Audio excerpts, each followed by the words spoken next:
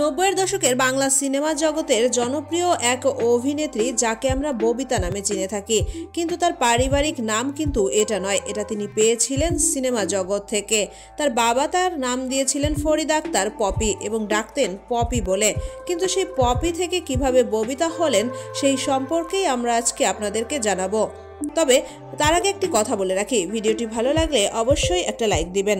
প্রথম জ্বলতে শুরুতে কে নাচে এই সিনেমাতে নায়িকা হিসেবে নির্বাচিত হন ববিতা, আর সেখানে পরিচালক আফজাল চৌধুরী তার নাম রাখেন ববিতা, আর সেই থেকে তার নাম হয়ে যায় পপি থেকে ববিতা। বর্তমান সময়ে একমাত্র ছেলে অনিকের সাথে কানাডায় বসবাস করা এই অভিনেত্রীকে একবার জিজ্ঞাসা করা হয়েছিল নামের ব্যাপারে তার কি কোনো আক্ষেপ বা আফসোস রয়েছে কিনা।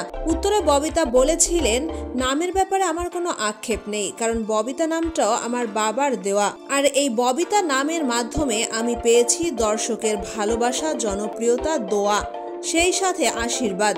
অনেক সম্মান এবং খ্যাতি অর্জন করতে পেরেছি এই ববিতা নামের মাধ্যমে।